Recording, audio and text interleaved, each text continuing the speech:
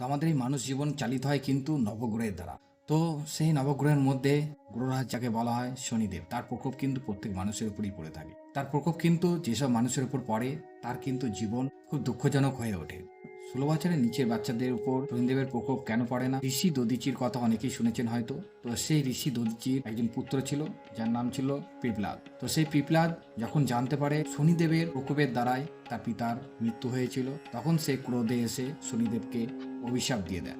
অভিশাপ দেন যে 16 বছর পর্যন্ত কোনো বাচ্চার ওপর তার বক্র দৃষ্টি পড়বেন। এটি কিন্তু একদিক থেকে সকলেই সমাজের জন্য, সকলের জন্য মঙ্গলকারী, বিশেষ করে বাচ্চাদের। কারণ বাচ্চা অবস্থাতে তাদের জ্ঞান থাকে না, যে কারণে তারা কিন্তু বুঝে উঠতে পারবে না যে তার সঙ্গে কি ঘটছে, যে কারণে 16 বছর পর্যন্ত কোনো বাচ্চার ওপর শনিদেবের বক্র দৃষ্টি পড়ে না। এই কারণেই শনিদেবের বক্র দৃষ্টি যাদের উপর পড়ে না তাদের জীবনটা কিন্তু সুন্দর হয়ে থাকে, যেটাকে গোল্ডেন লাইফও বলা। এই কারণে শিশুকাল ভালো হয়।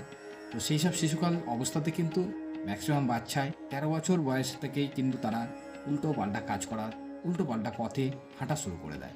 কারণ তাদের মধ্যে সেই জ্ঞানটা নেই, তাদেরকে গাইড করার মতো কেউ থাকে না। আর এখন তো কেউ মানতেই চায় না যে ভগবান বলে, ঈশ্বর বলে কেউ আছেন, তো যার আশীর্বাদেতে আপনি কিন্তু সোজা পথে হেঁটে নিজের জীবনকে সুন্দর করতে পারবেন এবং এই শনিদেবের প্রকোপ থেকেও বাঁচতে পারবে। কিন্তু এখনকার বাচ্চারা ম্যাক্সিমাম জনায় ভগবানের উপর বিশ্বাসী নয়।